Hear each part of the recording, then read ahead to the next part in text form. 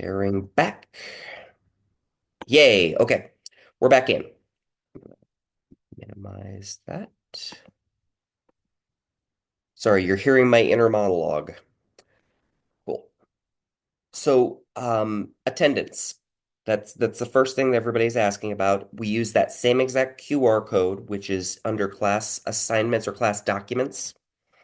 And basically you scan in. Once you scan in, it shows the record that you're here. I'm fine with a little bit late, everything like that too. We all live regular lives. Late is about 30 minutes or so, or even technically, if you show up at the very, very, very end of class and you actually just get in, sign in. It's worth it even if it's going to be later in that day. Log in so at least it shows that you're being physically active. I have a couple reasons for this. Number one, for financial aid and things like that, I have to show that you guys are being active coming to class, things like that too, or else if you're not, they can pull financial aid because there are some people that use this as use financial aid as kind of like a way to get a bunch of money and then they just kind of disappear. So it's it's something that the federal government requires out of me. If you are physically active through in either communicating with me outside of class, texting me, asking questions or something like that, immediately that'll jump up your participation grade and I will count that. Or if I see that you're in the chat or asking questions during the class, that boosts it up to 100% already. So it's not a hard and fast thing. I just want to get active attendance. It's not about being perfect. Makes sense. Does it everybody good? Any questions about it? Yes. Cool. We got a couple chats. Yep. Cool. Next thing down, quizzes. I will throw in some quizzes. Um, and they actually normally will be for the after this class, I will post a quiz that sometime over the weekend. It'll be due-ish by the end of the week. Technically, I'm not actually going to count anything missing until the very last day of class. So you could wait and do all the quizzes the very last day. They are multiple attempt. It's going to come from the lecturers, everything like that. Um, Multiple attempts, open book, use whatever tools you need. It's more so just about the fact that it's activity. You guys are getting used to the terms we've got. Same thing with the exams. I'll have 3 exams total. Um, and they're going to be, they have to be timed because it's the only way I can really make certain that you're grasping the material and being able to look for it relatively quickly.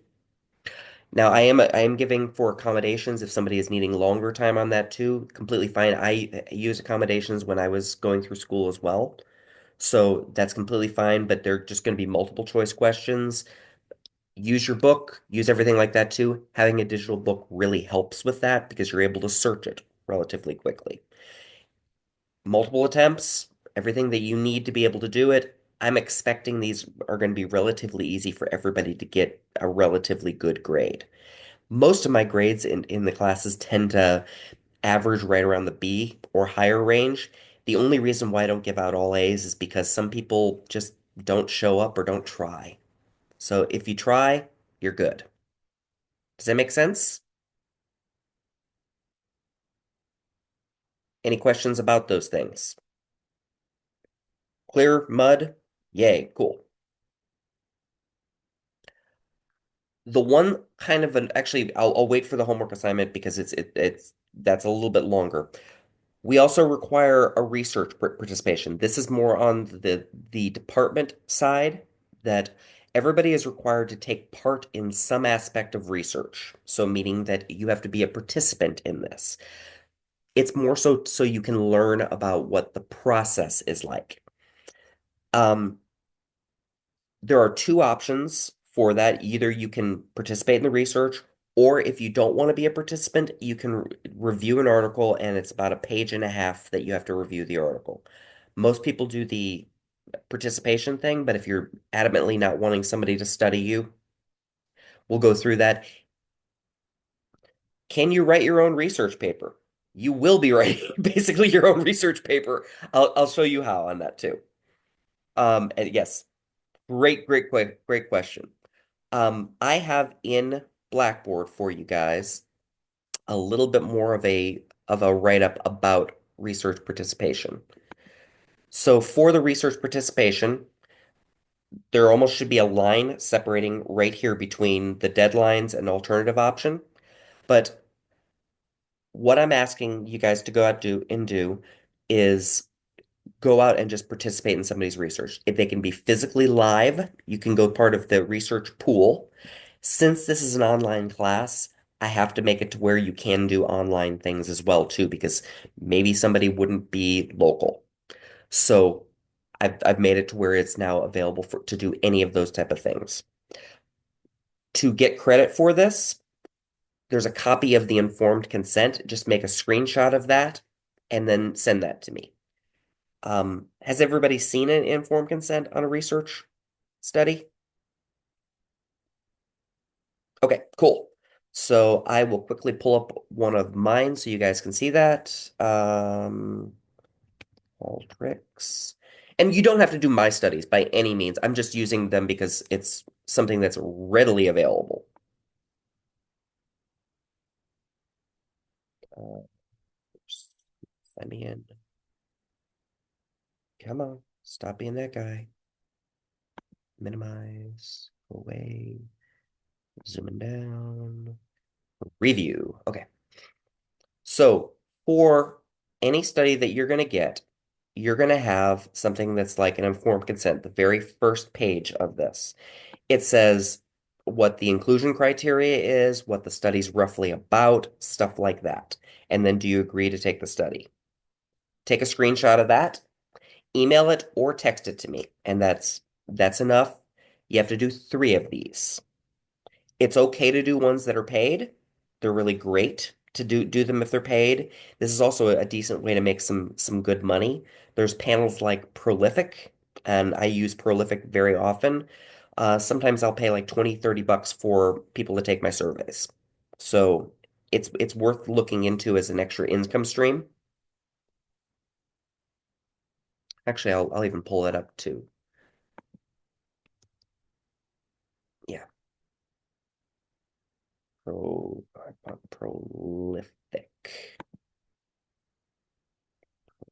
High data.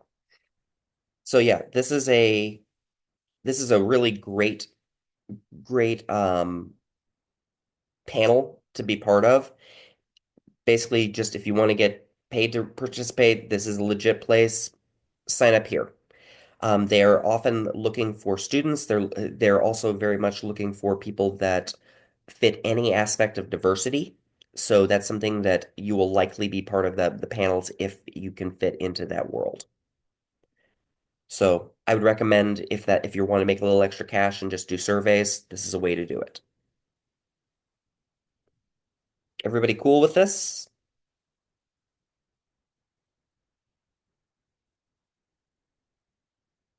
Yay, cool. Okay. Making that bad boy go away. Cool. The next thing is I for 30% of your paper, 30% of your grade is a basically it's a literature review. You're looking at the literature that is out in the world. I'm asking you guys to go through and where is that? Oh, it's under assignments. I'm asking you guys to write up a simple paper about a topic that we have in class. I've got a long write-up on here about this as well too. Don't get freaked out about the 20 to 30 pages on this too.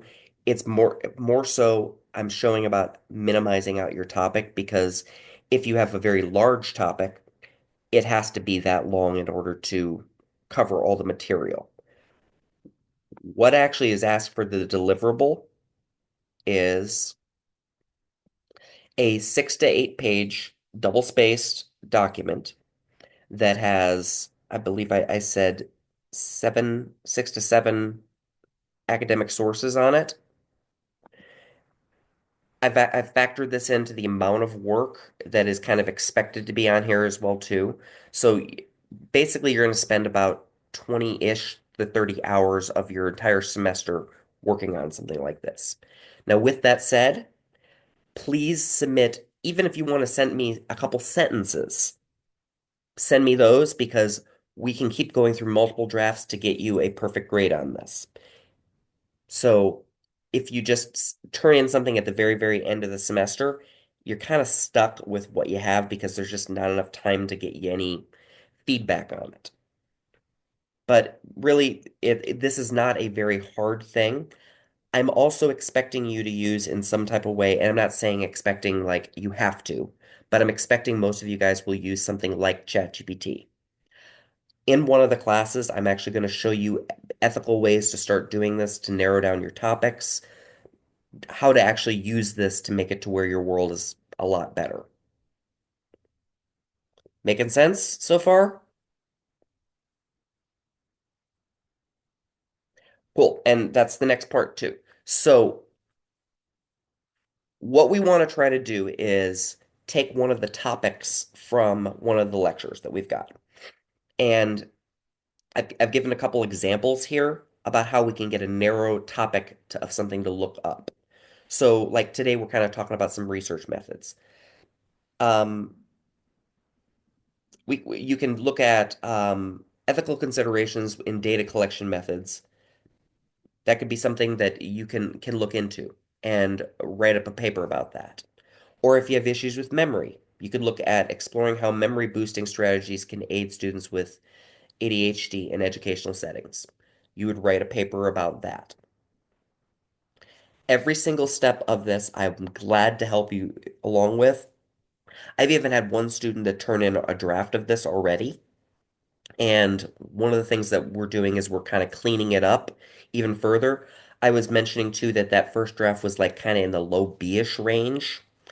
So we're just going to tweak it, make it even better. Yes, it needs to be relevant to the subject of psychology in some way. However, psychology is very, very, very wide. So almost anything can fit into that. We just may need to tweak it just a tiny bit. If it's not something that's directly that you want to do something that's not directly associated with anything in the class, just pitch it to me, and more often than not, I can get you some type of connection. We'll get you writing it really quickly. Another thing that's worthy of mentioning of this too, I very frequently publish with my students. So if you're picking a topic of something that's in my area of kind of research or something that even tangentially I might be able to take part of what you've written and put it into part of my literature reviews, I will gladly add you to one of the papers that we're doing and have you be part of the process. So with the student that I mentioned earlier, we're looking at doing something associated with social media that basically, I'm going to do a scraping Reddit to get some data, and we're going to narrow down what the topic is, be able to get something that's testable, and then we're going to work at getting something published. So if publication is something that's interesting to you guys, I'm hardcore interested in doing it. If we get a bunch of people that are on the same topic, it might even be easier just to get to take a bunch of people and I can kind of get a conglomeration of things to be able to get some full publications together. Any questions?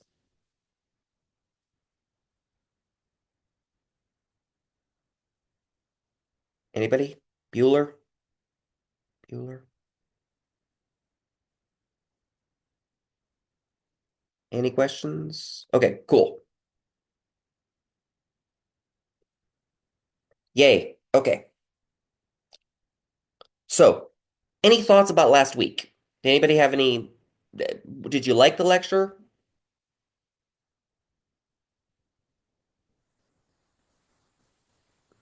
Okay. What did you like? What did you not like? Because one of the big things I like doing is prototyping to make it to where it's getting to what you guys need.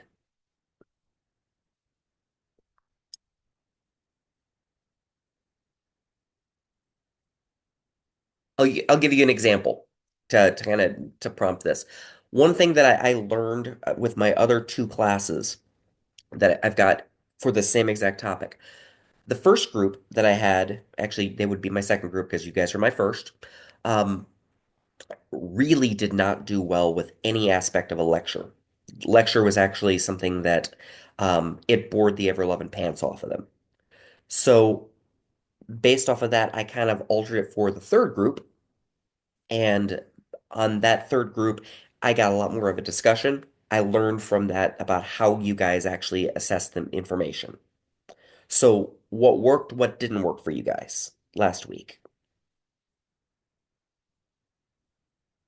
Cool. I'm hoping to have more of those type of discussions specifically today. Um, Today we're looking at what it means to be a research scientist in psychology. And this is the type of thing that also should probably leading a little bit more of the assignment you guys are going to be writing. So you enjoyed the discussion, things like that too. Anybody else things that you didn't like? Like, do you want to have my camera off because you don't like looking at my face? Would that help? Okay, so this isn't like a double bagger situation.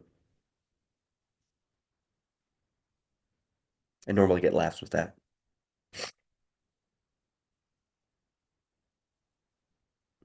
Cool. Well, I'm gonna pull up my little lecture. Um, I would love to make it to where we're not here all day with this. So, because you guys have lives, I have lives, let's make our time be effective. So to start with, we're looking at thinking like a psychological scientist. That's the topic. We have a general introduction with this as well too. And this is going to start with a little bit of a discussion. And I'd like to break you guys into groups. So what we can do with this is kind of come up with a general view of like what it means to be healthy. Now, I know this isn't directly a psychological term, but the reason why we're starting with the concept of what it means to be healthy is, as you'll see, we don't all have the same point of view, and it's kind of a difficult topic to study. So, I'm going to propose that I'm going to take out of this for a second. I'm going to stop my share, and I'm going to create little breakout rooms. I'm going to have three different breakout rooms. Add room, add room, add room. And I'm going to give the option for you guys to pick your rooms. Come on, come on. I'm gonna open the rooms, and are you guys able to? Yeah, you're allowed to pick them. Cool. So pick a room, go into there, and would you with a fox, write down everything that you guys think what it means to be healthy. What is health? Things like that too. The reason why I want you to write it down is I'm going to copy and paste what you guys write down. I'm going to put it into a word cloud, and what we'll be able to do is see a concept of a research method, okay? Sound good? Yeah. Cool. Jumping into groups. We'll come back at 10:10-ish. Sound good? Cool. Does anybody need me to put you into a room because you're on a phone and it's too difficult? And somebody will need to say, put me in a room because I have lots of yeses. Okay, so there we go. I'm gonna start tossing into rooms. And I'm gonna, I can't join the room. How can I join it? who just spoke? Could you say, Omar. Omar, thank you. Sorry, I couldn't, I was quickly trying to move it. I'm gonna toss you into a room as well. There's another one. Can you put me in a room, please, also? Okay, and yeah, thank you. Thank you.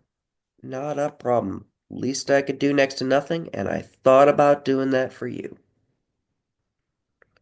Teresa. Sorry, I gotta get all the way up there. Hassan. There we go. Toss him in there. Cool. Oh, come on.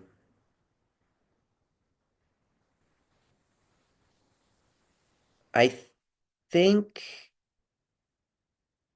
Cool.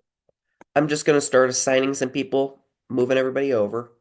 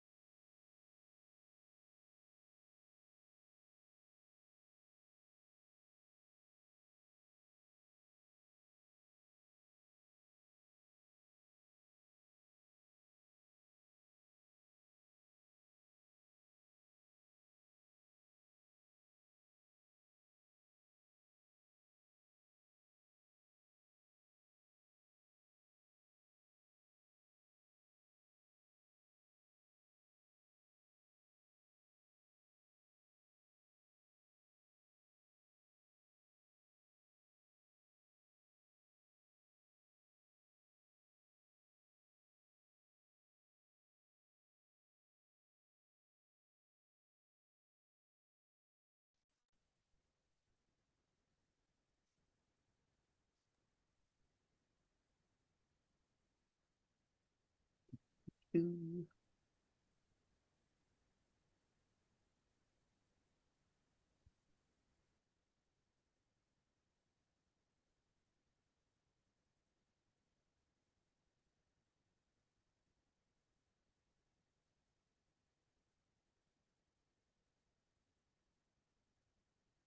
the breakout rooms will be closed. In three, two, one.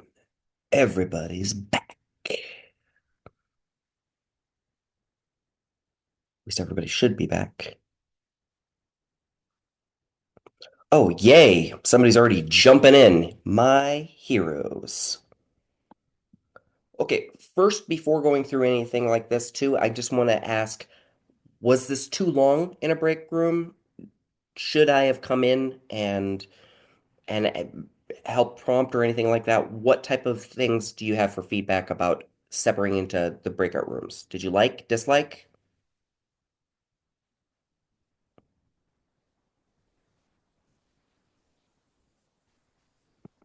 I thought it was a good amount of time just to discuss. Okay, cool. I want to make certain. Some other feedback I've gotten in the past was it was either too long, too short. Again, we're always looking for a happy medium, but not a happy medium in the Wrinkle in Time type of way. Yeah, I don't want to have it like be at the 5 minutes because there's not really much time to do so. But again, I'm as a scientist, I'm always trying to think what variables need to be moved. Cool. So, could you guys um, start sharing with me, like in the chat, some of the things that you had, so I can start copying and putting them in to work with the data? Because technically, what you guys are giving me right now are data.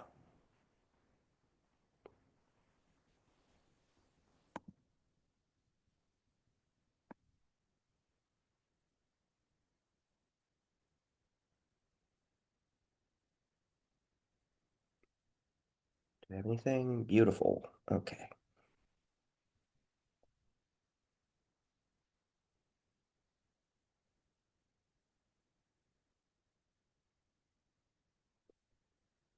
Cool. Is that all of them? Yeah, just get as many of them in as possible. I'm going to copy paste and I'm going to start getting rid of things called stop words, things that are like names, stuff like that too. I'll just remove those.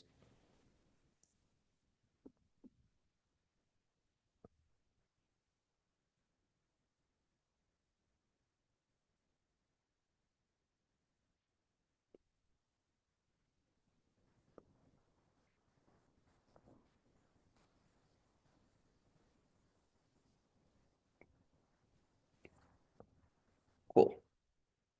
Has everybody put one something in? Oh, beautiful. I love these long ones. Cool. Are they all in?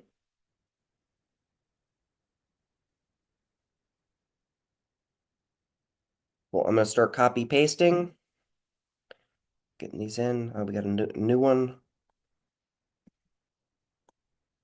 Cool. And let's get back to here. Um, healthy. Good. Okay. Copy paste. I like. I'm sorry, you got actually I'll share my screen so you can see what I'm doing here. Share my screen. Come on. There you go. Okay, cool. So I'm using ChatGPT on this. This is what the last class kind of came up with as well too. I'd like to make a word cloud based on these prompts, to these responses. Please remove any names or other obvious stop words that have nothing to do with health. I've copied all of those things as well in there too, and I'm telling it to analyze all of these things. So I gave it a bunch of data It's going through. It's thinking. Have you guys ever seen something like this before? Indeed. Indeed. Yep. They can be it's pretty useful and I for a lot of people, I don't know why this has taken so long to process. I'm gonna tell it again to stop and I'm gonna rerun it and send again. Come on. There we go. I don't want you to pause my analysis. Come on. Being jerks. Hate it when software doesn't do what I want it to do. There we go. Analyzing. So you can use this as an analysis tool. We're actually doing a little bit of qualitative research right now too. This is a research method. We have a data set. This is our data corpus of things that we have on this. Ahmed, you had a question. What do you got?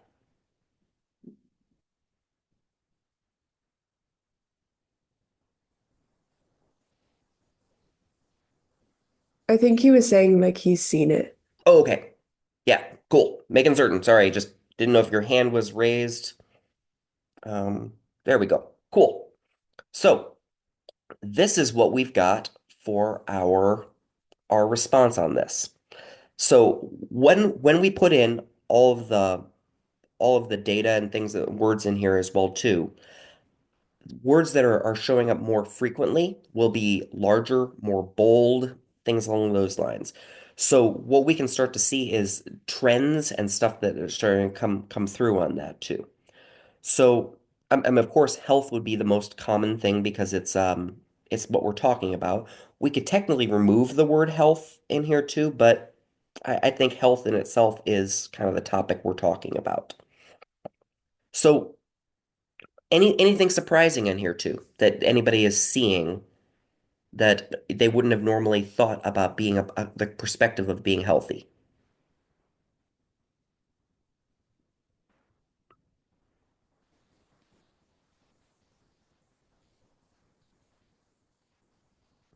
Sick. Sick? Yep. So sick is kind of something that it's interesting that that would come up. What to clean up this data set even further, something I could do is take things like sick or common um, synonyms and have them be combined.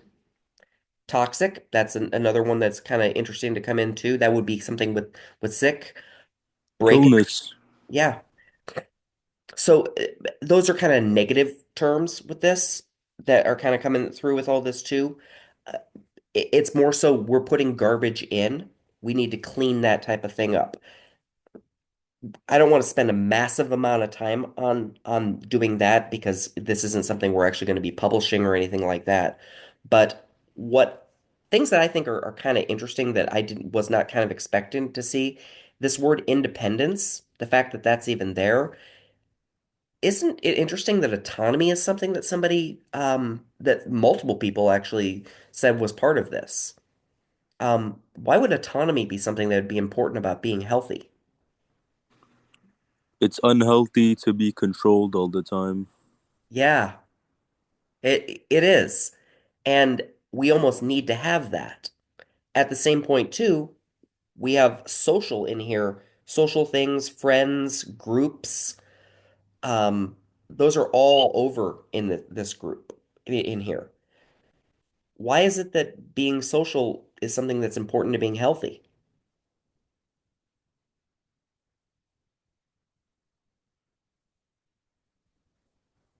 People get lonely. right? And what happens when somebody's lonely? They get sad. And sad affects what, Mental health. right? So if it is affecting their mental health, that environmental thing happens based off of la last week thing, do we have a brain-body connection there? Yes. In a way, indeed. Yeah. And I'm not trying to labor on these points a lot too, but there's we definitely have connections with this. I'm gonna close out my emails so you don't get any more of those beeps. So, and it's worth mentioning just because it connects to some of the other things as well too. I think the isolation perspective is something that it's worth mentioning on this, and considering we're also in a Zoom environment, it's indicative that we're actually going to have an aspect of loneliness on this. I've got my third group of students for the same class. Half of them are actually choosing to keep their cameras on because one of the big things that they wanted out of a Psych 101 class was they wanted to meet friends, they wanted to meet people, and they wanted to actually try to connect with that. So for them, it's important to have their cameras on. Not required, but it's something that they are actively trying to be involved with that. Another point that we can start talking about is um, a bit of a weird transition, but think about isolation in the circumstance of prisons. Now, I know that it's a weird shift, but if we have somebody that we put in solitary confinement, are we actually causing them harm? Is it worth causing them harm doing that in some context? I'd love your thoughts on that. Um, yeah, I do think that harm is definitely being caused, and it's not worth it.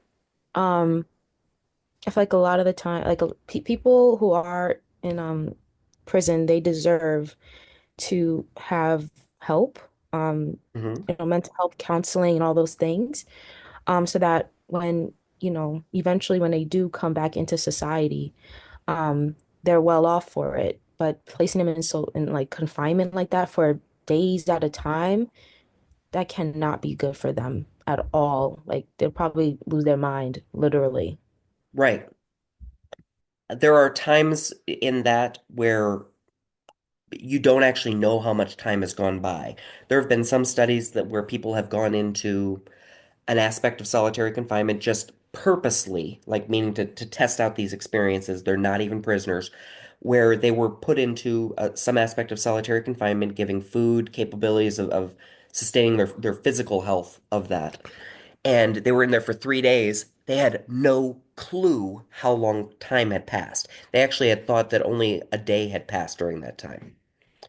So now sometimes it's for a person's own good. I mean, there's examples like um, putting somebody into the general population. They could be physically harmed through doing that. Um, like I'll use the example of like Jeffrey Epstein would be with somebody that if they put him into the general population, likely he would have been quote unquote taken care of earlier. Now I'm not trying to be brass with that. I'm just using simple words to explain the circumstance. Um, but it can be very beneficial to keep somebody alive, but there still needs to be some aspect of interaction, even if it's with the guards or something to keep it to where there's some aspect of social connection. So there's a lot of very negatives. Something worth looking into is the Stanford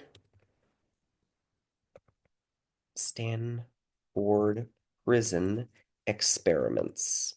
You guys ever heard of those?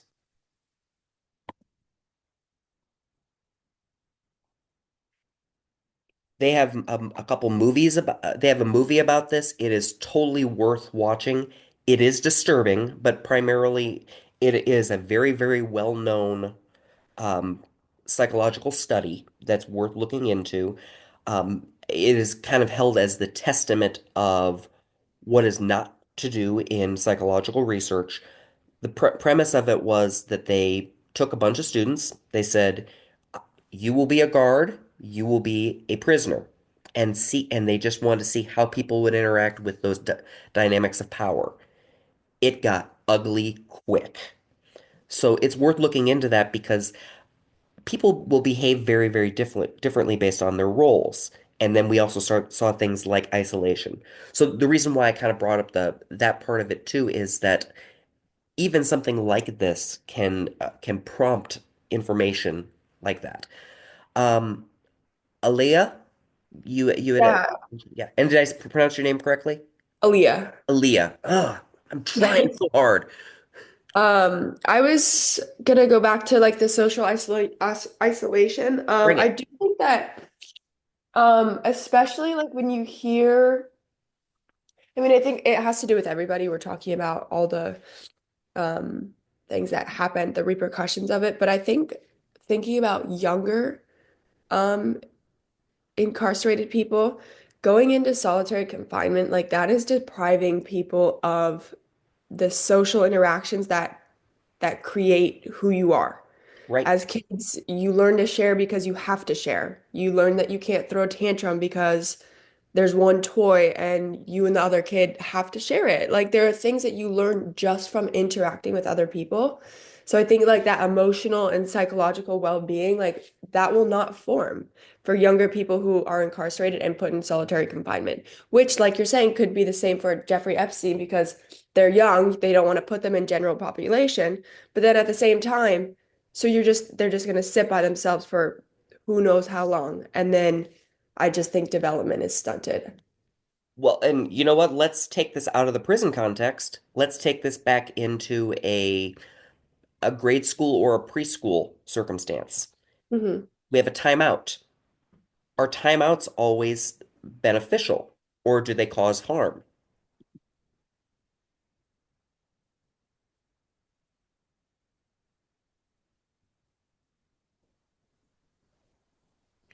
I think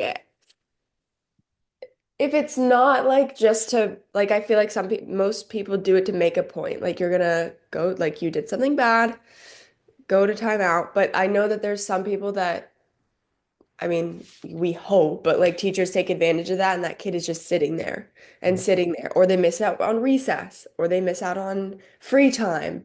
Okay, so you're teaching the kid that he'll do something bad and then he'll get all these repercussions when like they're not like you learn something, you learn it, and then you can like go back to free time. Like I feel like a timeout shouldn't be 10 minutes for at least the kids who are learning, like who are first starting to learn that, like, okay, I can't do that because that's bad Mhm. and stuff like that. And I have my friends are paras in the New York City schools, Mhm. and there's one of my friends has a boy that just like like if he does something, he will automatically say like he'll ask like go to corner because his parents put him in the corner so much that like anything he does, he'll just like go to corner and she's like, no. Like I think that's bad. And isn't it interesting that conditioning that that kid is just describing? Like Right. they automatically think everything they do is going to get a negative response. I mean, Exactly. that's learned. That's learned behavior.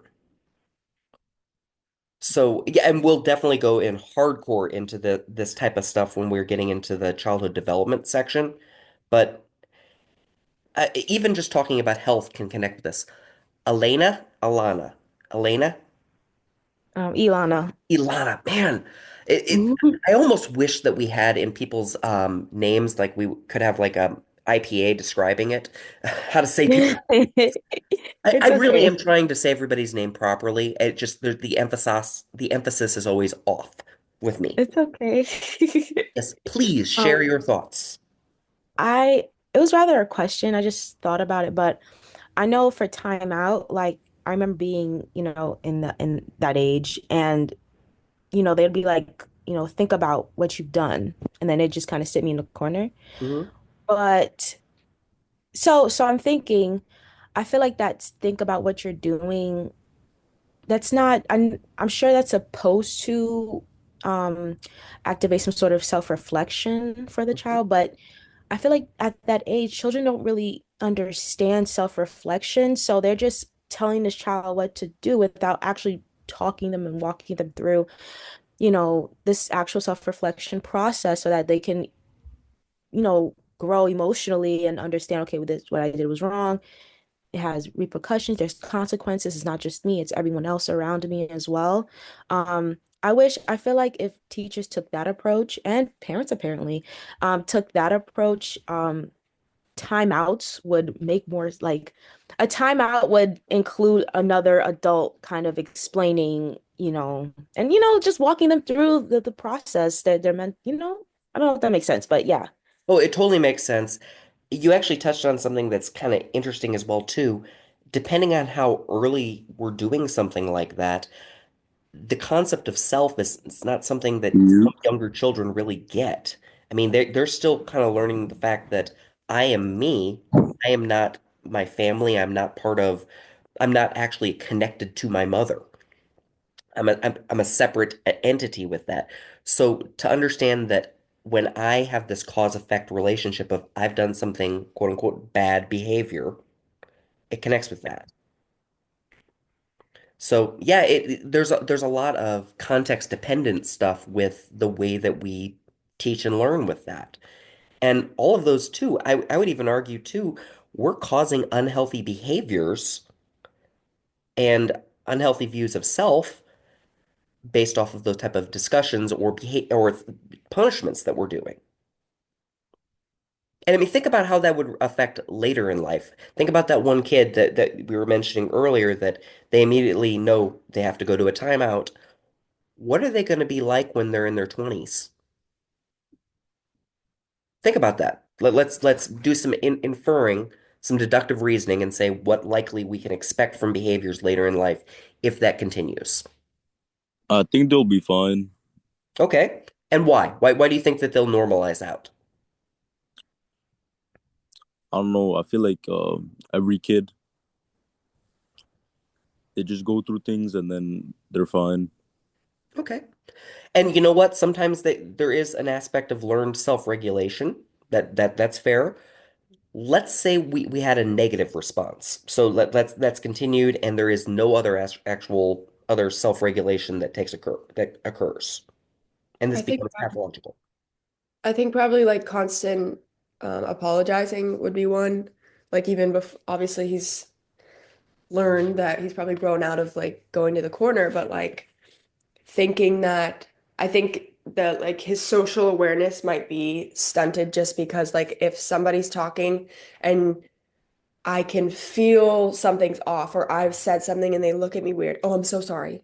I'm so sorry. Like I think consistent and constant apologizing would be a huge thing because of the fact like he learned that when he does things that are considered bad, like he would go to the corner. So obviously he's grown up. Like instead of going to the corner, he's can just apologize instead, or just always think that he's doing something wrong, and always think that yeah, I don't think it would be a good habit to continue. And that's kind of where I was going with it as well too. Yes, some kids are going to be fine completely with that type of behavior. They'll figure out coping mechanisms, they'll work with it. Some don't, and I think we've all met somebody that just constantly apologizes or constantly feels like they're in that wrong place. Well, think about what that does to their other relationships. We tend to get like codependency that goes with that too because we need to have somebody that validates what we're doing. Imagine you're a clinical therapist at some point and you've got somebody that's showing with those symptoms. Can we connect with that to their youth? How would we even go about helping a person feel like it's okay that they're not in trouble all the time?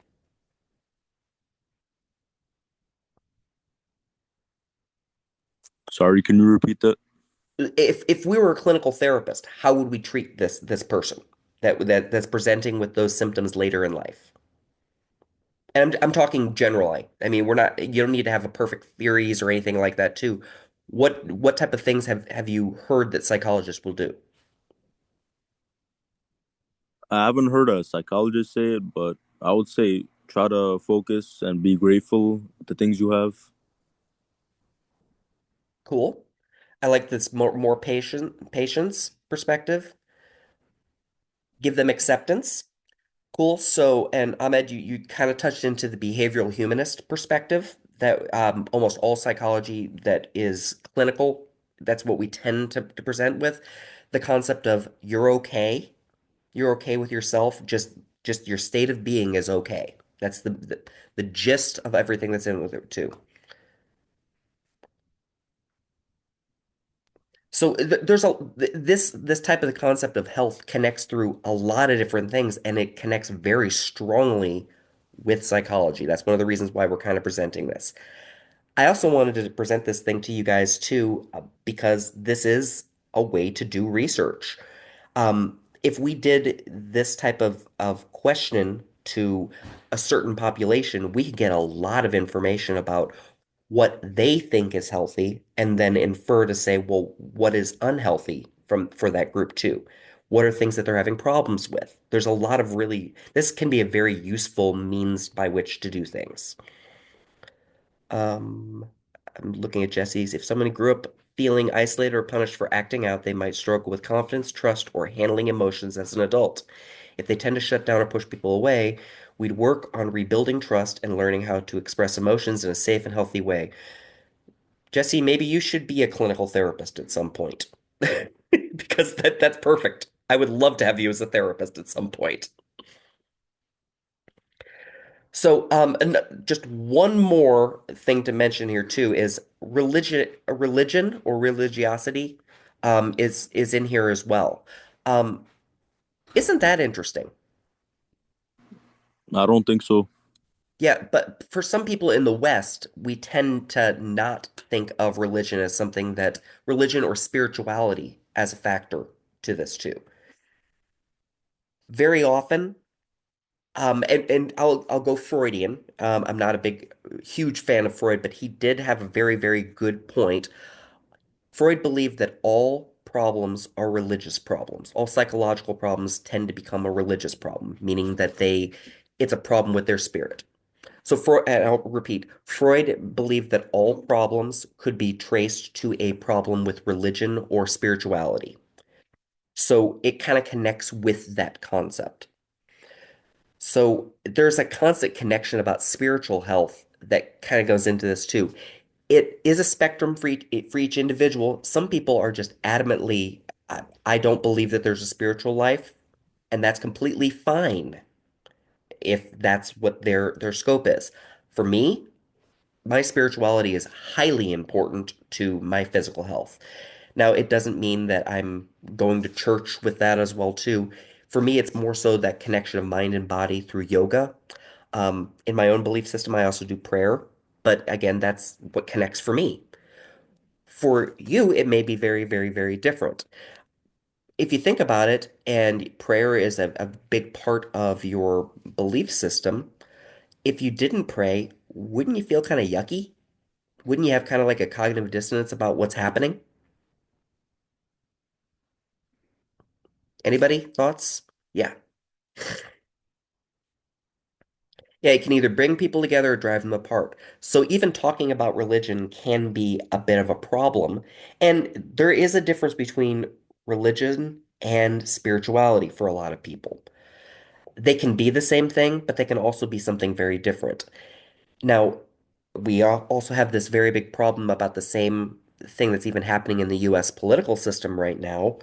We're talking a lot about literally religion compared to spirituality, and it's kind of even cutting at the sheer point of the DEI um, argument that's happening right now. So, and the sad thing about it is they're not really asking it for psychological points of view on this. They tend to be a lot more ideological, which becomes a bit of a problem. So, I just want to throw that part out.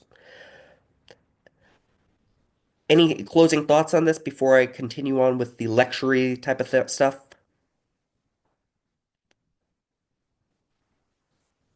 Anything?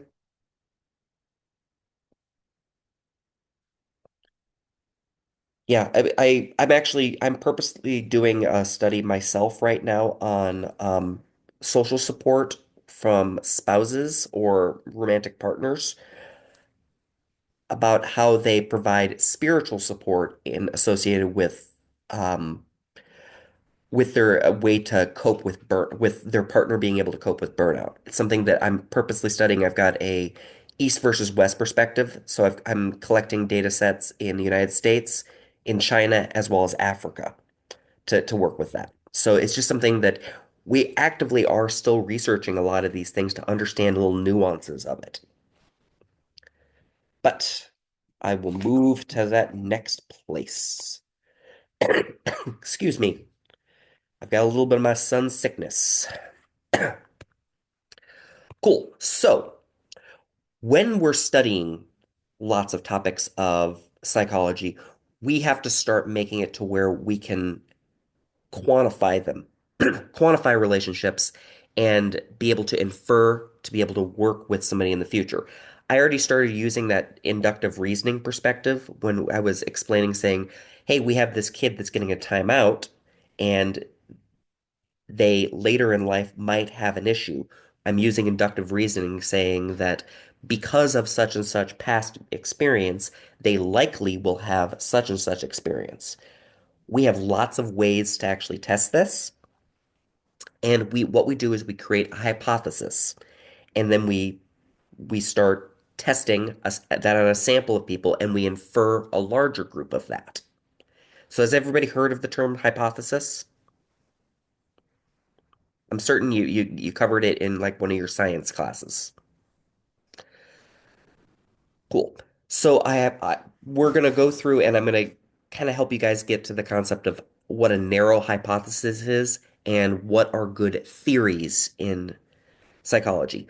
We don't have laws in psychology, meaning that we don't have things like an object in motion will tend to stay in motion because we don't have enough to be able to say this is will always happen in every single circumstance. There's always a, well, it depends circumstance. And that's because it depends on different demographics. People have different experiences, so therefore we can't always have the same expectation later. Here's an example of some inductive reasoning. What is the next thing that comes in this pattern? Rectangle. Rectangle. I mean, everybody can basically just come up with that. What if I give you some more information? And here's some different ones as well too. Each one of these is a different pattern. Which one of them, what do you think is the next thing that's going to come up? So for the first line, what's the next thing that comes in that line? Triangle. Okay, so Triangle. cool. And that would be on the bottom one, but if we're at the top where we have star, rectangle, star, triangle, triangle, do we really know what the next thing is going to be? Yeah. So part of what we have to do is we have to isolate out a certain section and try to figure out, well, we need more data. We can't really reason what the next thing is going to be because we don't have enough data to be able to explain it. So sometimes we have to do longitudinal studies, sometimes we have to do more specialized stuff because there may be other things that are happening in between these that we just didn't capture data on to explain stuff. So a lot of times to be able to get to a good reasoning, we need to get a lot more data, and that's why we do more and more and more studies to explain little nuances of stuff. Make sense? I guess as such. Cool. Now, one of the big things that we need to have for any theory that we're coming up with is it needs to be accurate. An example of this is, and the example of this would be we have an old view of a geocentric world, so meaning that the Earth is the center of the universe. Well, the problem is that that was very, very accurate back in the 15th and 16th century.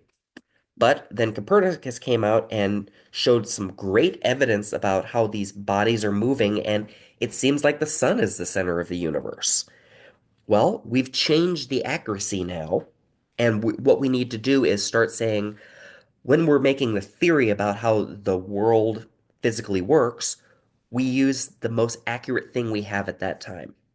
The best way of thinking about this is we have a moving target. So we're still aiming at the same thing, but if we keep aiming at the same exact place, we're going to miss and we're not going to have very good accuracy. So we have to be kind of aware that that target's moving and we need to sometimes shoot in a different place. What I think is kind of interesting too is that we're also bringing back a geocentric mentality for some people now that believe that the Earth is flat and that we're the center of the universe. I'm not saying they're wrong. I'm saying that from the things that I've observed, I see that the world is not the center of the universe. But you know what? It could be for somebody if that's their belief system. It also could be pathological.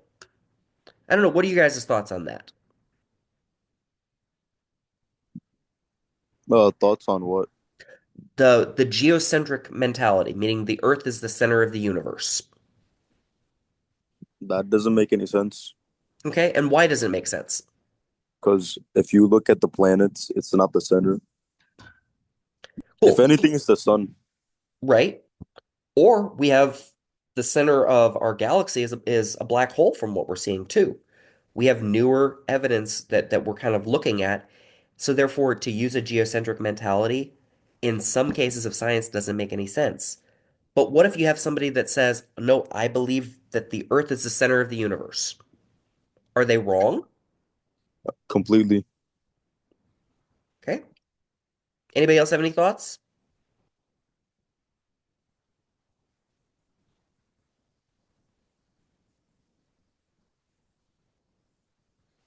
So, just for the sake of argument, whether or not anybody agrees with this, we'll go back to the debate club mentality of this.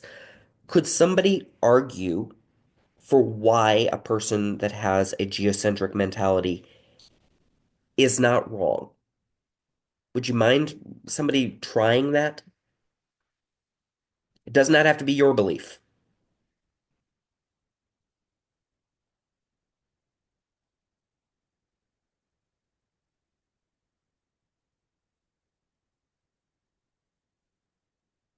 Would you like me to do that instead?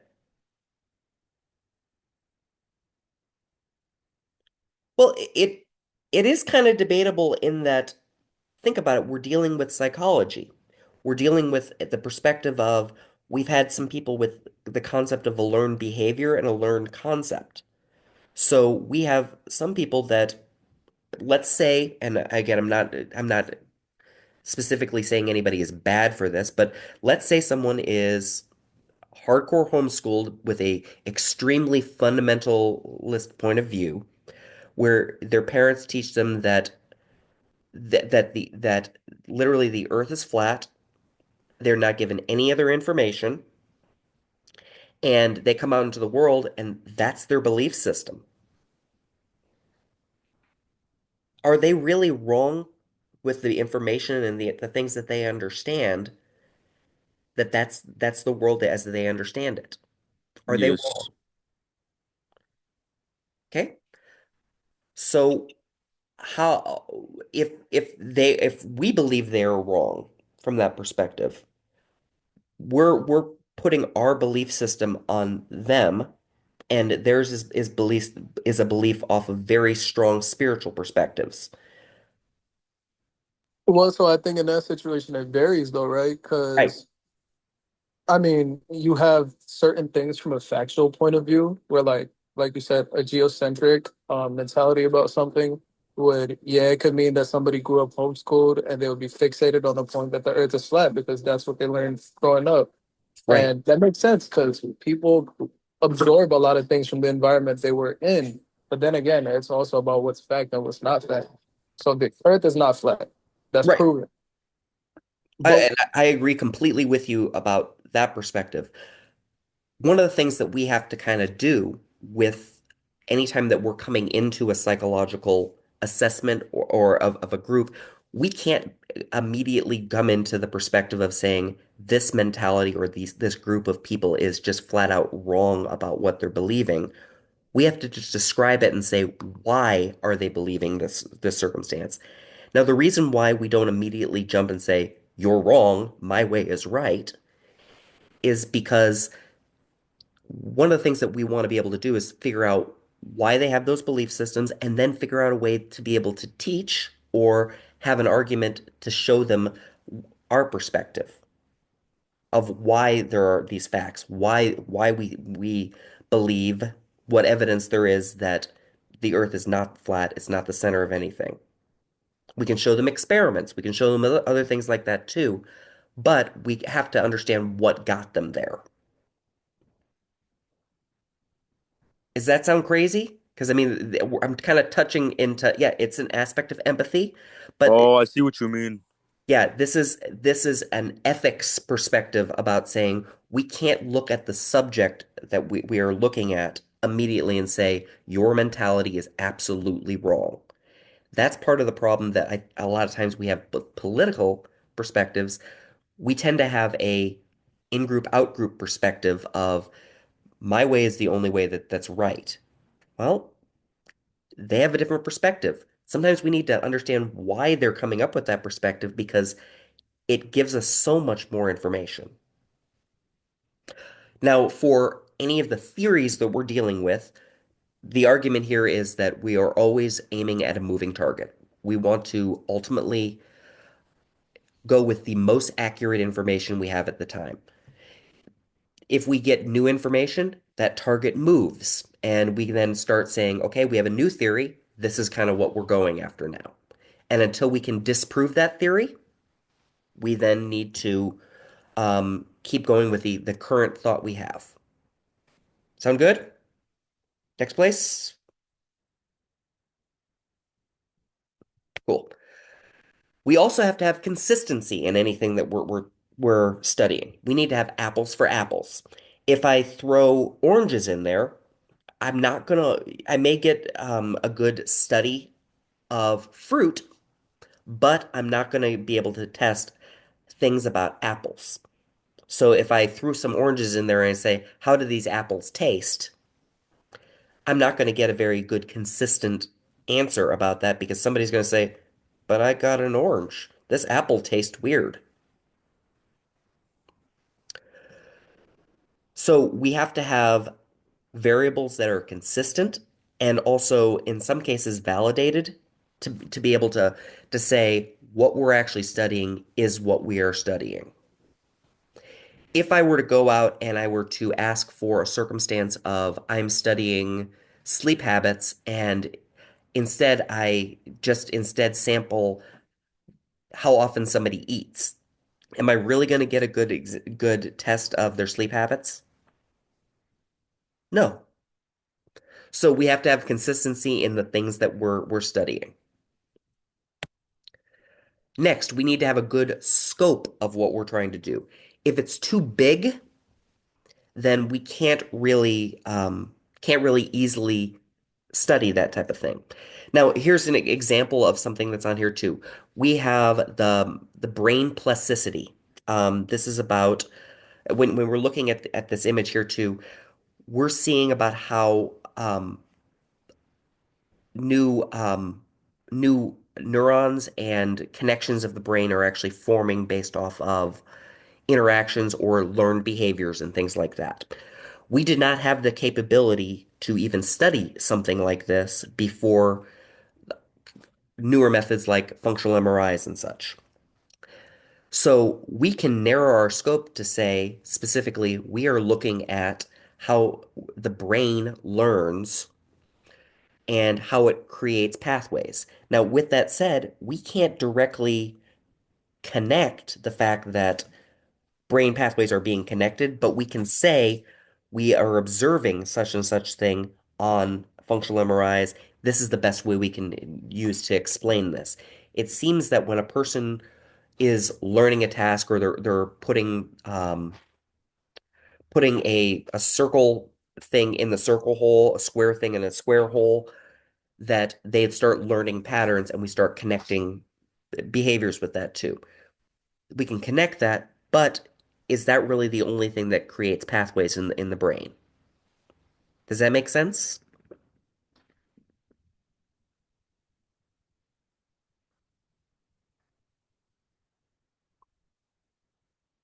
Cool. I'll keep on moving because it seems like everybody is either good or not. Also, our ideas have to be simple. We don't want to have these huge,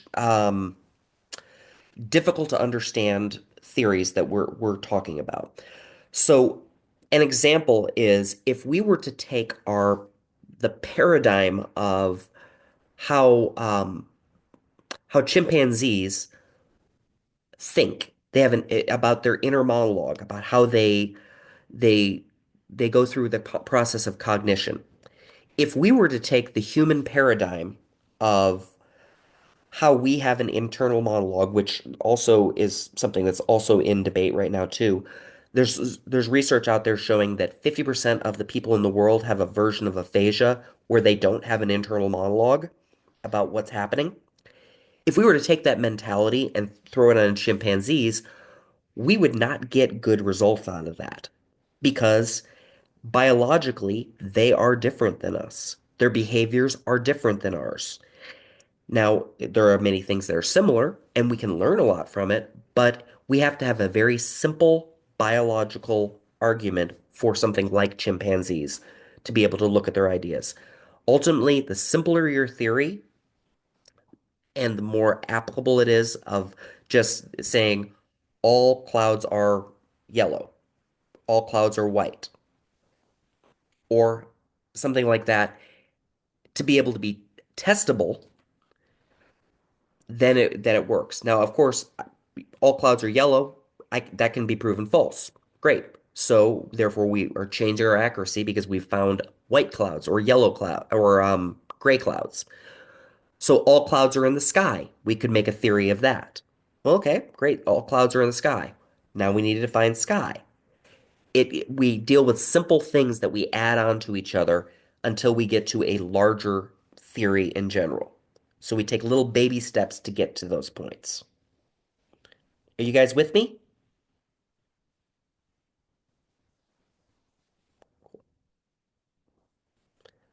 Cool. It also has to be a fruitful exercise. It has to actually lead to something. We have to have it to where it's testable. If we cannot test it, it means that it's not actually something that is a theory that it really exists.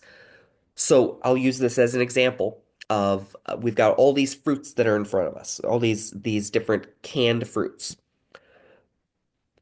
I'll do a test with you guys for a second and say, here is some toast. Um, how much do you like the jelly I mean, how much do you like jam on your toast? On a scale of 1 to 10, you have these options. And that's the test we're doing. Now it is testable. Now with that said, do you guys see any problems with that test that I've just thrown out? How much do you like jam with your toast? And I've given you these options. Which one? E- Exactly. We're also going to have circumstances where somebody would immediately jump and say, I have too many options here. I don't like any of these. Um, it's not a yes or no. It's not a something that is really good. Yep, and it again, ordinal scales. I love the fact that you're even using the word ordinals. Also love the fact that you threw in Nutella. Well, great. So, what are we really testing on this? So, we can have a fruitful study that also doesn't get us what we need. The next thing that kind of comes in is falsibility. This is where we really truly get to the meat of any theory that we're having. We have to have a thing that we are testing being able to be proven false. Now, I know that when we are talking about pure science, we start looking at a null hypothesis, and I'm trying to get to that type of thing. Way jumping all the way here too. So a null hypothesis is a circumstance where we would say there is no relationship compared to where we have an alternate relationship where it's saying there is a relationship. So in the circumstance of the fruit, we could have one type of jelly that we give them, and we could do a 1 to 5 of how much do you like this jelly? That would be something that would be falsible, and we could say for our null relationship, there is no enjoyment of the jelly. And then we could say there is an enjoyment of the jelly. Now, of course, we also have to make a caveat too. It's about the population we're looking at here too. More information would be good because if we had situation of a bunch of people saying we're looking at jelly lovers. Well, great. So that would be something that would be very useful to say how much is this one jelly going to be liked, and we could then say how well would we be able to sell this.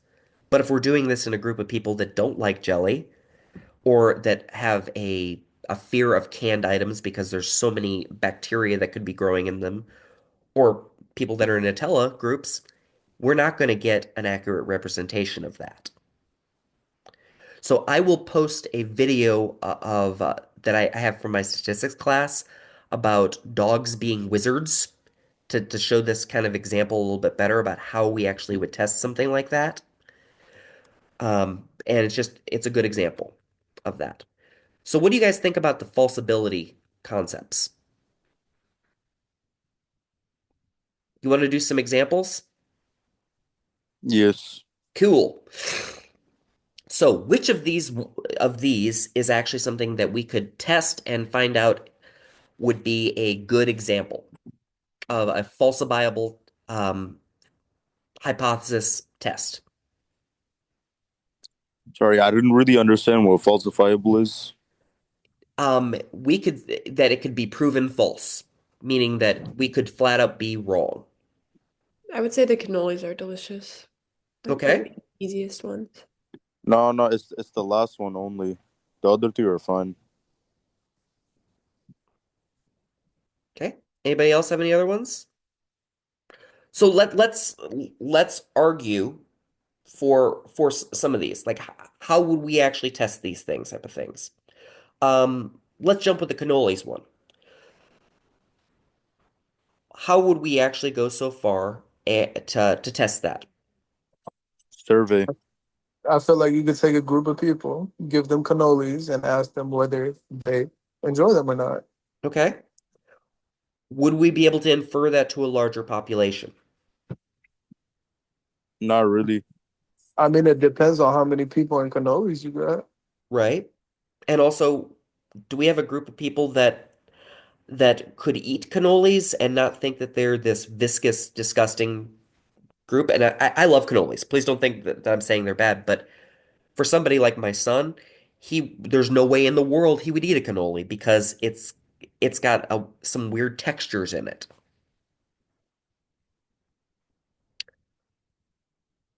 So without the right population, that's not something that we could actually test. So we can't really say that cannolis are not delicious.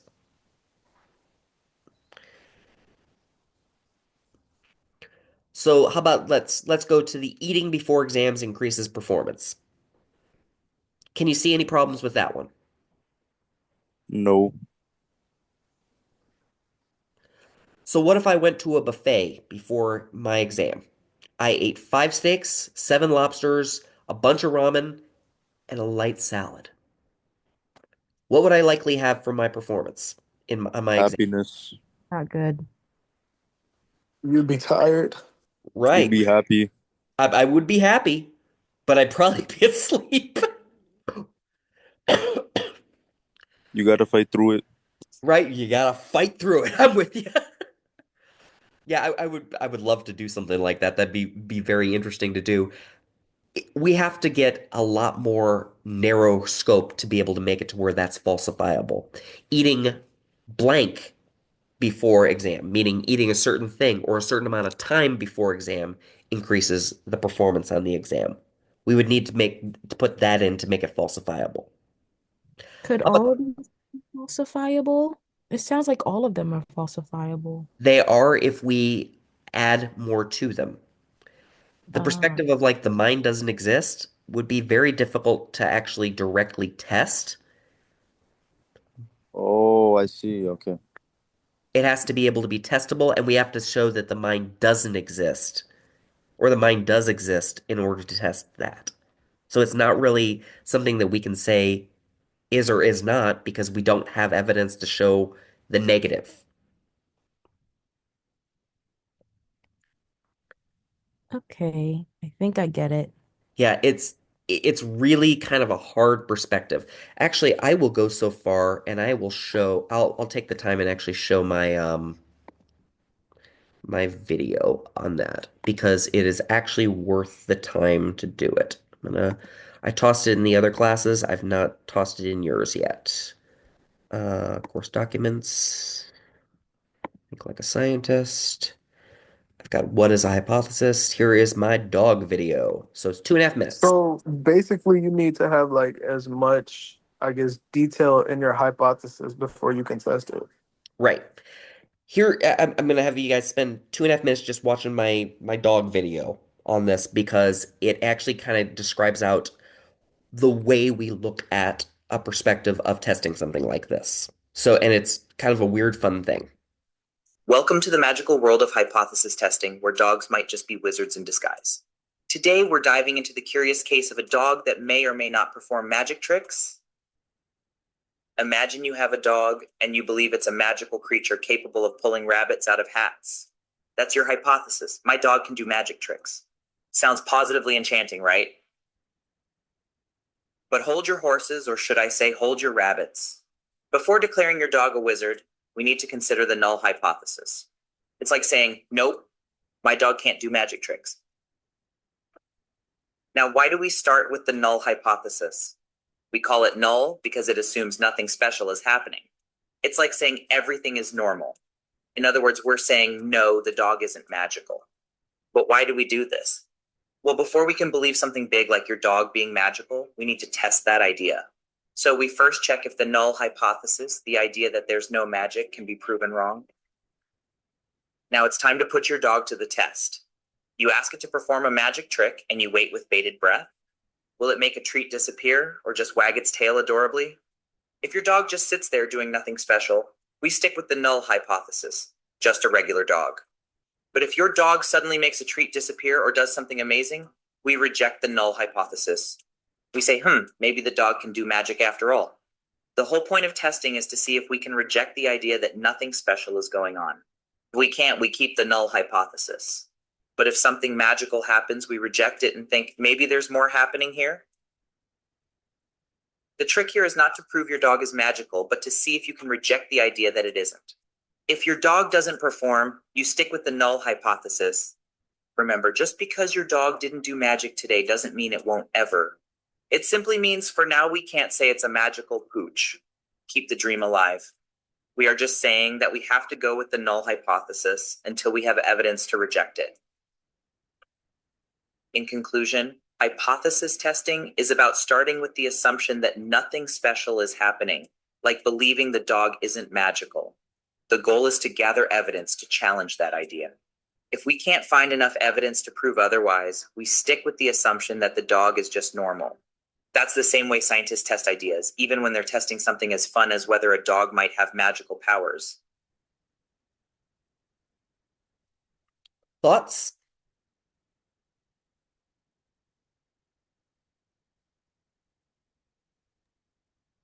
I don't really get the video. Okay. It's Basically, like you're trying to say the dog has magical powers? I'm trying to argue that my dog has magical powers. But in order to argue that, I have to prove that they do not have magical powers, meaning I have to make the assumption they're not until I have evidence to show otherwise. So my I null understand, but wouldn't this be too broad? it it is too broad, but at the same point too, I wanted to give something that's just flat out weird, fun, and whimsical to be able to just say something very, very simple. My dog's magic. Well, in order to say my dog's magic, I have to have evidence that shows that he's not. That he is not magical. I make the assumption to start with that I don't have a magical dog. If I have them presenting magic, I can reject my null hypothesis that they're normal.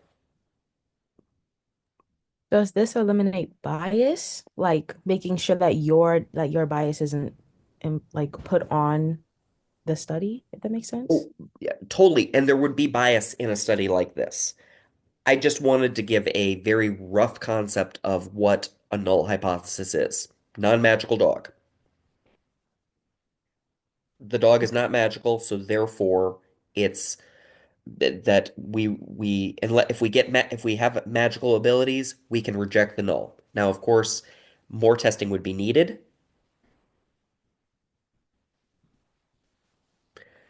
Okay, so somebody just said, I'm LeBron James. Are you trying to make the argument saying in the same way that you're saying you're LeBron James, and we could test to say you are not LeBron James, and therefore we would reject that. That would be, we would reject the null that you are LeBron James. This is so confusing. It really is. And that's why I want to give multiple times of talking about this. We're probably going to talk about this a couple different times because it gets to be very, very confusing. This is something we'll study a lot in statistics when you actually take it. It makes a lot of sense when you're actually testing this in a statistical realm. So is your dog magical, Professor? I actually currently I don't have a dog. My dog died in November of last year, so we currently do not have a dog. I would I'm argue. so sorry for your loss. Oh man, she was a 16-year-old Great Dane. It was rough. Yeah. Um, I'm a cat person. Yeah, so basically it means that if you want to prove something, you have to confirm that your null is wrong. Yeah. That you're basically right. We have to make the assumption to start with that something is in order to say something is right, we have to say that what we assume as the standard is not right. Yeah. I I'm laboring on this a little bit too. I'll get you a couple other videos and other ways to look at what hypothesis testing is from that as well too. This level, I'm not going to actually test you guys on hypothesis testing. I'm just saying that this is one of the basis of the theory things that we do here. Cool. Let's go to that next one as well too. Um, cool. So we have a research hypothesis here. So do you have to prove the null hypothesis is wrong instead of proving? Yes, exactly. Lucas, you got it perfectly. You have to show evidence that the null hypothesis is wrong to have the alternate hypothesis be what we actually support. Now, we don't really prove anything. We present evidence because unlike pure math, we don't have proofs to show things. So here's a study that we're going to talk about for a second. We have a research hypothesis that standing desks will increase productivity. We go through and we're going to do an experiment. We have people that are yes, you would do a chi-square test. We have an example of we have two different groups. We're gonna have people sitting traditionally in some desks. We're then going to have people have some standing desks, and we're going to then use a measurement of how quickly they type. And we're going to see if this increase if the standing desk actually does increase this. We would do in a case like this a t-test is what we would actually use as the metric for it. Great. So do you see how we have an experimental group? We have a control group, people that are just naturally going to sit at their seated desks. Does this make sense about how we would test the difference between the two of these?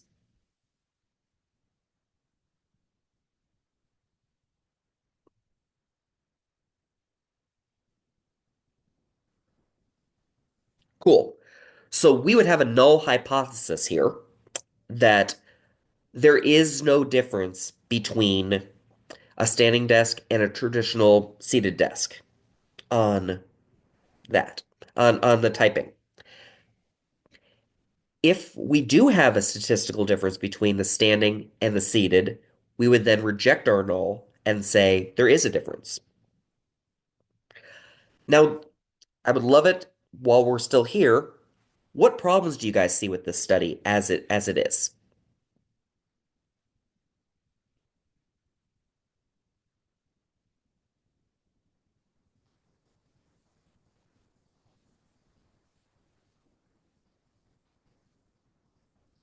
How do we need to structure this to make certain we're actually capturing what we're trying to capture?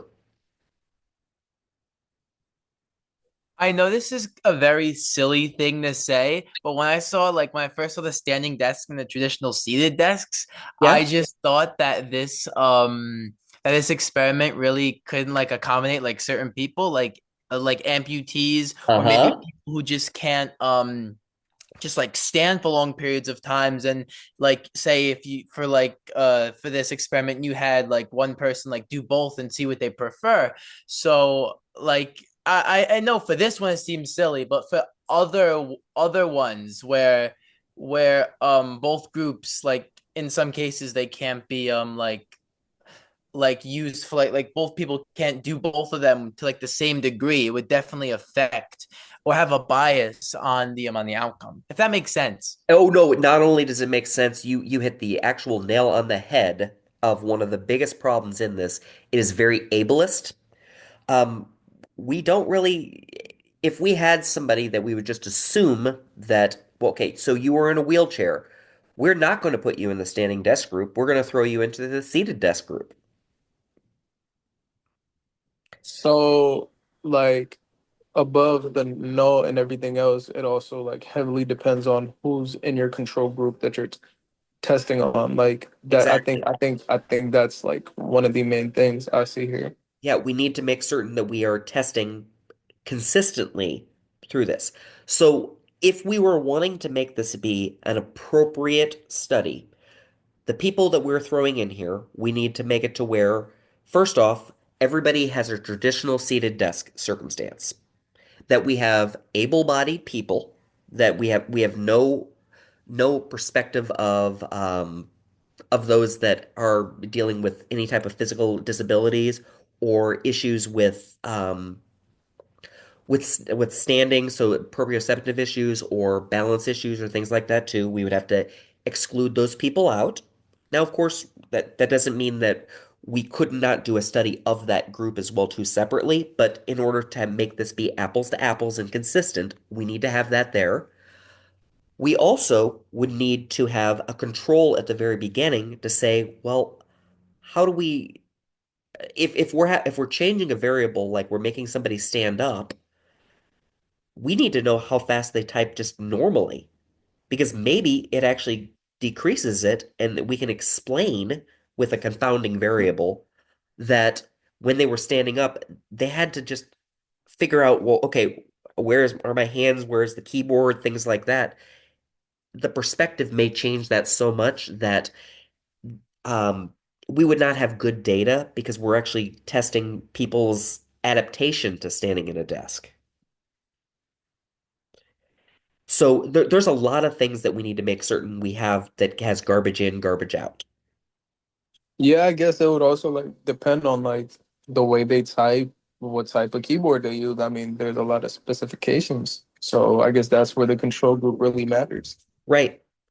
So we need to make certain that nothing changes for the control group. The experimental group just has one small variable or maybe sometimes two variables that we're changing in that. Nothing really crazy, but we can't change too much on that or else we don't really have a good measurement of the thing we're changing. So experiments are very, very, very common in psychology. This would be a really good one to do with this, but we could test a type of therapy on a group of people that are schizophrenic. We could have a control group where they get traditional therapy, and then we have another that gets something like EMDR, where they get the eye movement back and forth dealing with the concept of trauma. Would that make a difference? At the end, we would then test to say certain types of symptoms that they're displaying.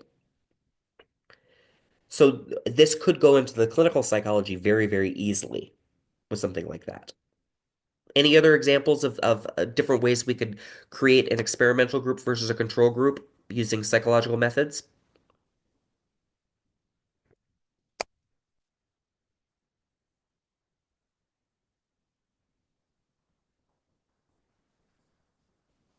Make a study. Think of something.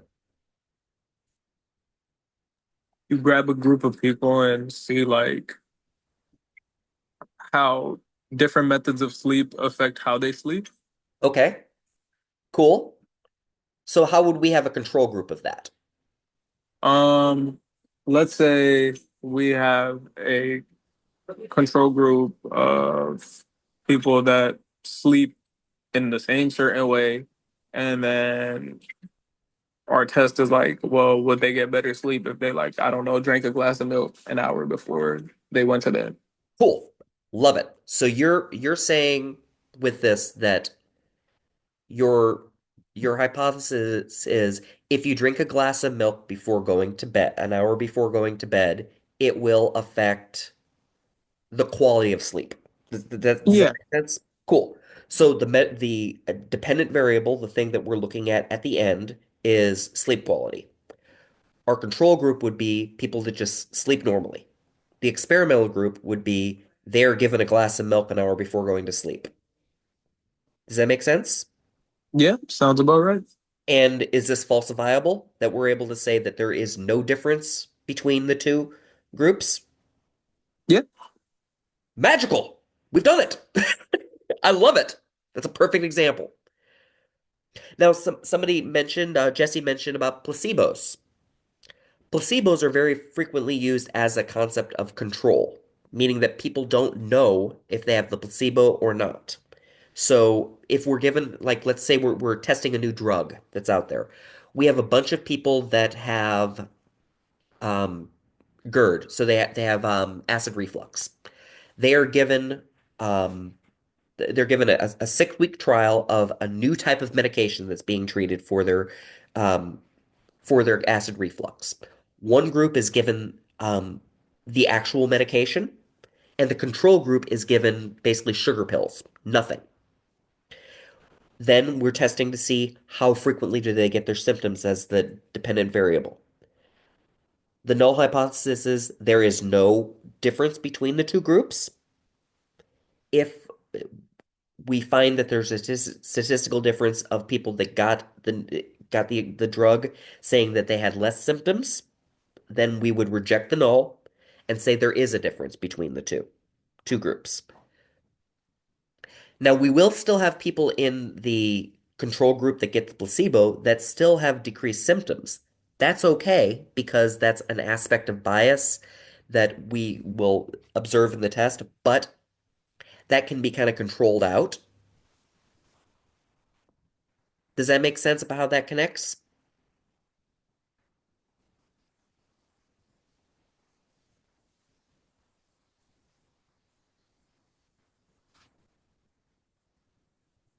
Are you with me? Awesome. Cool. Um, yeah, so we have the results of this. We've already kind of even talked about that already. No difference between groups. So before we jump on this too, we have this big thing in the media right now about trust the science. What do you guys think about that world? I mean, it's so much so becoming a political statement. Trust the science. I think that, I mean, just in the realm of like what I've been talking about in my other communication classes, like misinformation is such a huge thing right now, especially, I mean, like you're saying, like politically. Um, I took a media literacy class, and like that's like not a lot of people or think to like see something and before they share it, like, oh, maybe I should do my own research on this. But it's like you're seeing something, you're believing it, and then you're spreading it to the world without any proof, without any evidence, and like you're contributing to the misinformation that's being spread that like could have negative consequences. Yeah, it's scary, isn't it? Well, I've heard, and this tends to be on a lot of my friends that are more on the right wing side of things, that turns their stomach whenever they hear somebody say trust the science. Because science is supposed to be questioned. We're supposed to be able to test any theory that comes out in science and be able to prove it false. It's got to be falsifiable.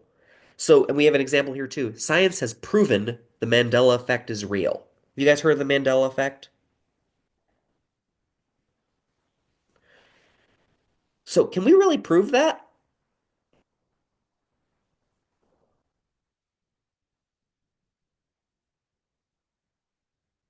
I don't think we really can.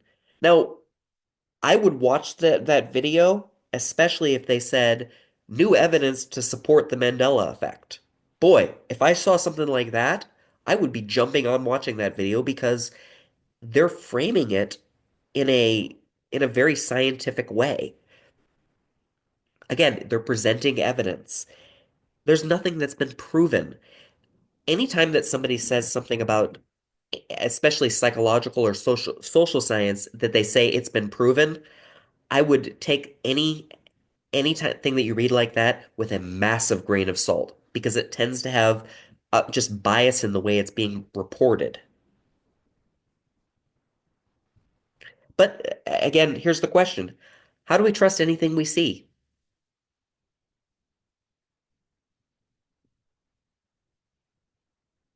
Yeah, and there might be funding behind it. I love that.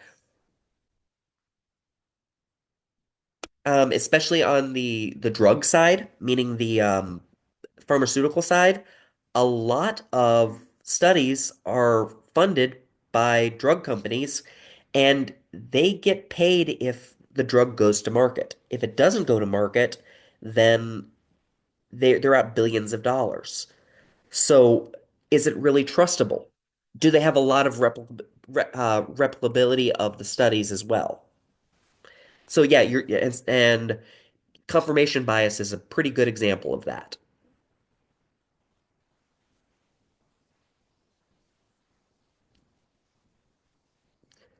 Ahmed, great point.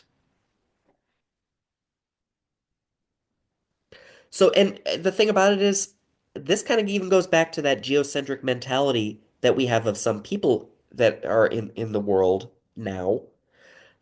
A lot of us have a very different point of view. We do not believe the Earth is the center of the universe. Well, if they're getting evidence like this to support their points of view, how do you even have a discussion with them because they believe that science can be proven?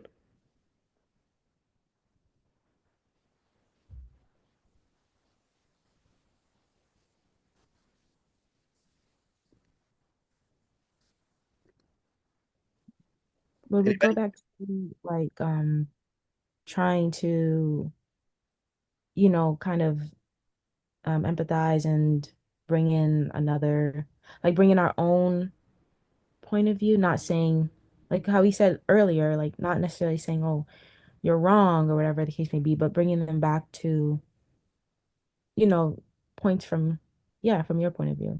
Yeah. More often than not, when anybody says trust the science, I want to have evidence. I just want to see the studies.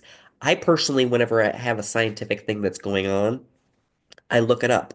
So associated with, and yes, I am going to slightly sound political here too. I'm not trying to, but this was how my family looked at it, a circumstance.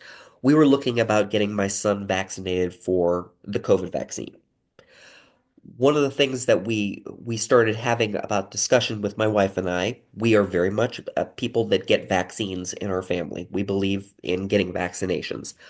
We chose not to vaccinate our son based off of some of the studies that we were reading about cardiovascular issues associated with specifically his demographic. We wanted to avoid that. He had already had COVID at one point, and it turned that it did not cause him any major harm through doing that. So getting that vaccine likely was going to be bringing him more harm based off of the evidence that we had ahead of us. We were being told that we should do it, that we're being said that specifically that it will make it better for him. However, we went through and we got the evidence to support our own decision on that. Now, we may be wrong about that, and we'll definitely pay the price if we're doing so.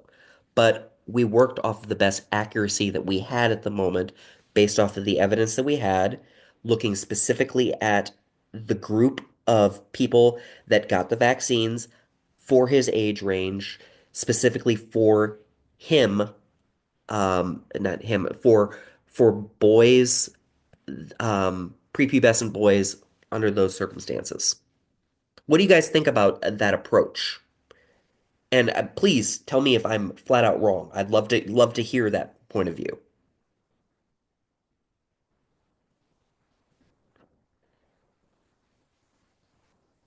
Now, again, some people, if my son was also having other comorbidities to where it could be a higher risk for him, our point of view might have changed completely.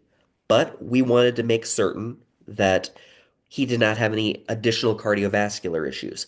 There are a lot of things that are coming out clinically now saying that those that had gotten the vaccine or those that had frequently had COVID are having a lot of cardiovascular symptoms associated with it too. And if you think about it, the lungs are directly connected to the heart. Um, I mean, the first thing of blood pumping, it pumps directly into the lungs, gets oxygenated, comes back to the heart. COVID would then directly affect the heart. So it makes sense that we would have stuff like this. Now, again, we have all sorts of different political points of view and things like that too about how this has worked. But I read a lot of studies. My wife reads a lot of studies. That's how we came up with that point of view. One of the cool things about learning these types of methods is that you can go out and actually do some of your own research as well too by really looking at some of these studies yourself.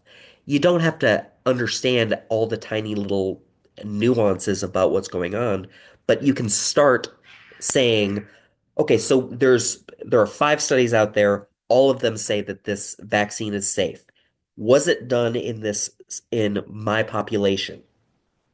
Okay, so if it was not done in my population, was there something close to my population that I can infer either safety or efficacy with that? So my hope is that you guys will be able to start looking at some of your own studies and making your own idea about having some evidence about what you believe. Does that make sense?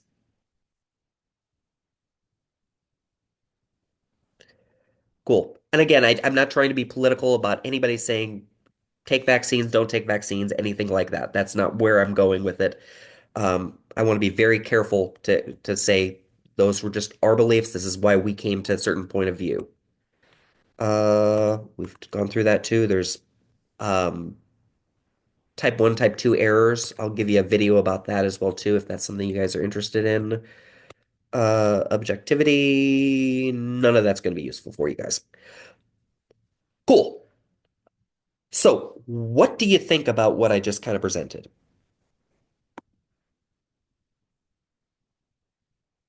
Was this useful to go through?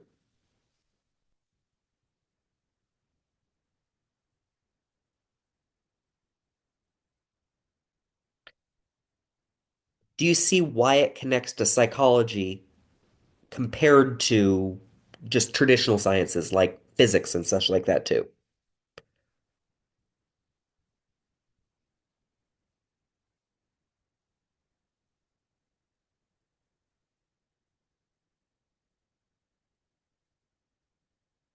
We have lots of different methods that we can do this. We can do surveys, we can do observations, naturalistic types of research. There are massive amounts of nuance to this.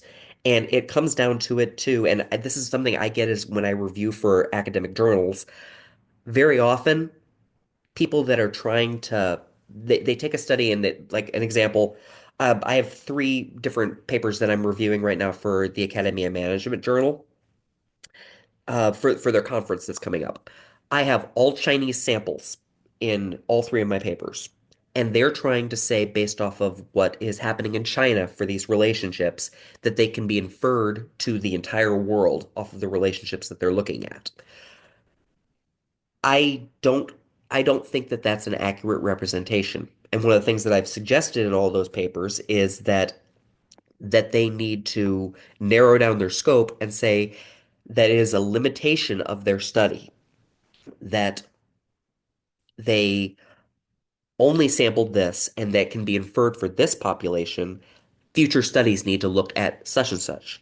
And you'll see that in almost any study you look at. I'll use one of mine as an example to show kind of some of the biases that not biases, the limitations. So I'll pull up again. I'm using mine just because I readily know where it is.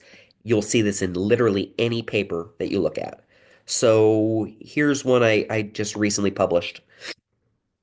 Excuse me. I looked at working mothers' perceptions of fairness at home, and I scraped Reddit using this.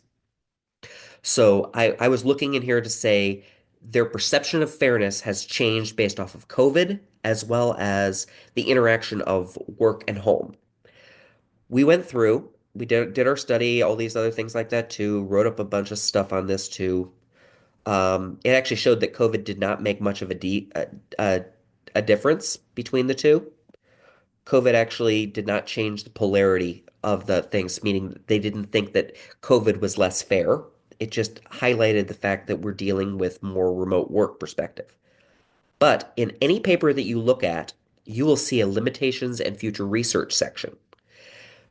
Key limitation that we had on this too is that we scraped Reddit. We did not actually have an actual direct population that we studied. Um, Also, that Reddit tends to be a group of predominantly male, but yet I'm looking at working mothers. We believe that since we sampled a group of moms that work, we were capturing the right population of that. But it may not be the truth. It may not be actually good. Future research needs to look at getting a population that is truly representational of this to find it out. We had an exploratory study. We wanted to say what we are actually seeing in the naturalistic means. And there's a whole bunch of other little things on here too, like we didn't look at and we didn't see emojis. We didn't actually analyze the emojis. That could have been doing it. Also, there were some perspectives of the fact that in this group, people tend to just go on Reddit and bitch. They just complain about what's going on. So we tend to have more negativity. Well, great. That's a limitation. Somebody needs to do other research to move it forward. We're just saying, hey, the accuracy is moving slightly, the target's moving. We recommend that you aim your target here next to move this research along. Does that make sense?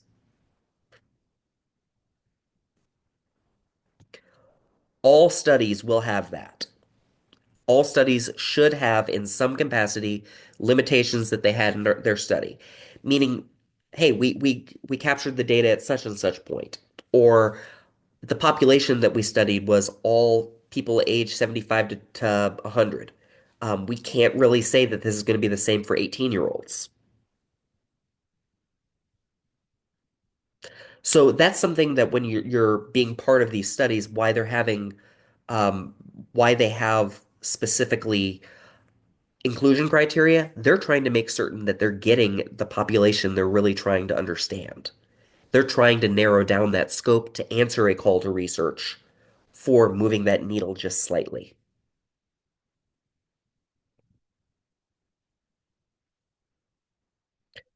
Are we good? Everybody get it? Cool. Let's move this now into the paper type of thing that you guys are talking about. Part of all of this is that you want to make certain that the topic you're studying is not too broad. You want to try to apply all of these things to it. And even in the writing up of your analyzing of the literature out there, you want to have it try to be falsifiable, meaning that you make an argument towards something and eventually you get to a point at the end of your paragraph where you say, I believe this, and you have the evidence before it. Off of that, you're almost getting what's called a preposition. You're proposing such and such thing will happen. So one of the first things that whenever you send me a draft, one of the first things I'm going to respond back to you with is saying your structure needs to aim towards something like this. I want to get you guys to where you are using the scientific method even in the way that you review your literature. That's one of the reasons why I recommend you send me a draft, even if it's just like one small section early, so we can get you better prototypes of this.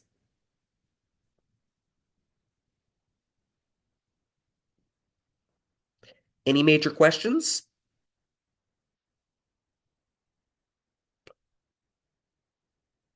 Cool. I'm gonna pull up for next week. We are looking at getting what what do we have scheduled for next week? Next week we are looking at neuroscience and behavior. How exciting is that? Valentine's Day, we get to look at the brain. So if you could read that chapter, um, and yeah, a couple people have just texted me, messaged me saying, what type of topics can we choose? I'd recommend anything out of the book that we have. Use that as the stimulus, but then narrow it down. So neuroscience and behavior. Um,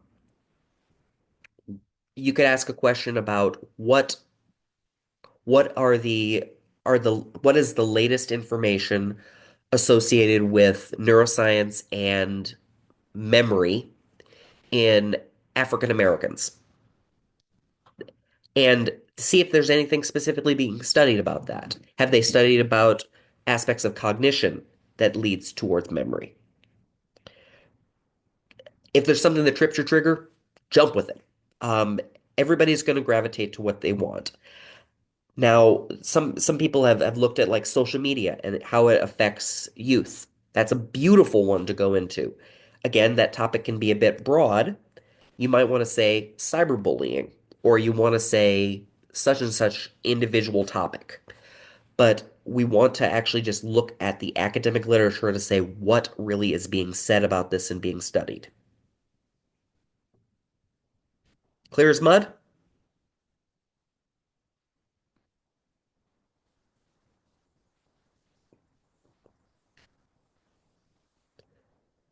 Awesome.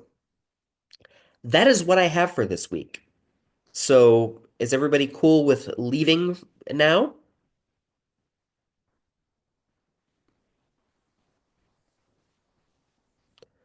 Cool. Was this a good class for you guys? Was this as good as last week? What what was good, what was bad?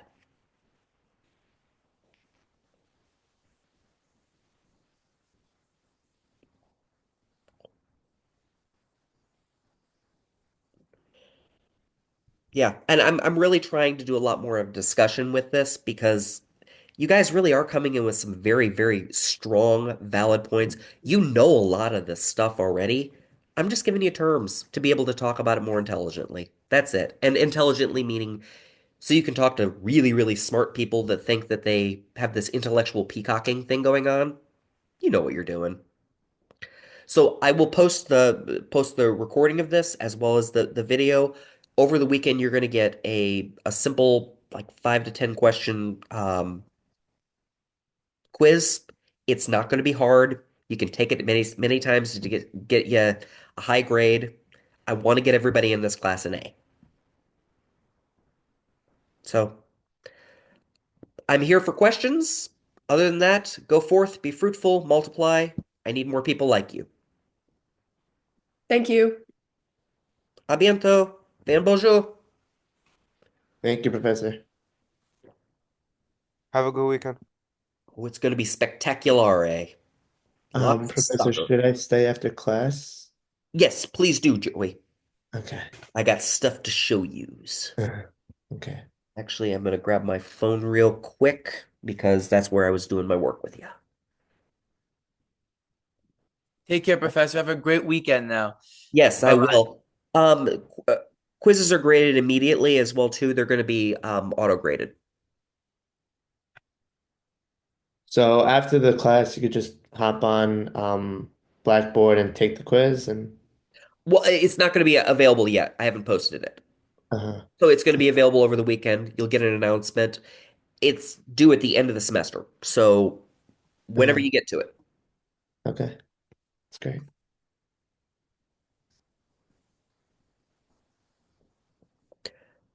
My heart smiles for Darth Vargas. That makes my heart smile. Is Darth your name or is that your title?